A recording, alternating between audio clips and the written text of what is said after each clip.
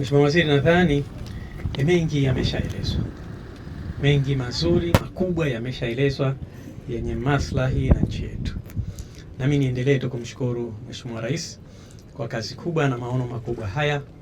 Mimi hapa kama kawaida yangu, ombi langu ni kwamba haya ambayo tumeyazungumza, bahati njema wenzetu kampuni ambayo imepewa kazi hapa wanaendelea na kazi.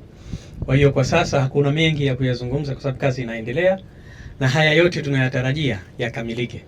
Yako ambayo yatakamilika baada ya mwaka mmoja, tumeambiwa by September 2027 itakuwa eneo moja liko tayari, na mengine yataendelea baadaye. Kwa hiyo mimi ni waombe tu wenzetu waendelee kukamilisha hayo, na sisi tutaendelea kufuatilia kwa kushirikiana na wizara na wadau wengine.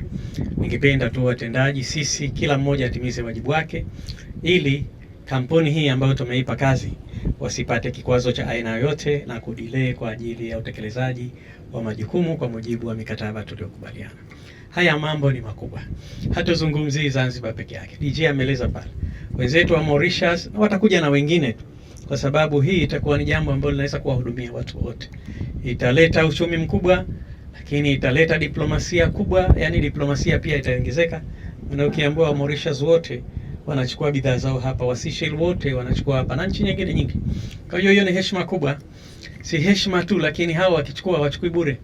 Maana yake tunazungumzia impact kubwa ya kiuchumi ambayo ndio lengo la kuweka bandari hii.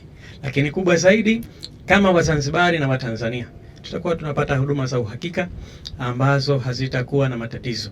Leo kuna baadhi ya Wazanzibari na Watanzania wanashusha mizigo yao Mombasa kwa sababu tu ya changamoto tulizo nazo ndani ya region yetu.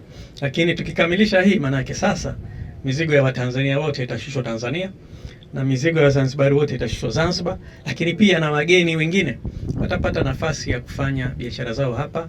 Hatimaye Wazanzibari tutafaidika, Watanzania tutafaidika, lakini tutakwenda kuweka heshima kubwa ndani ya bara la Afrika.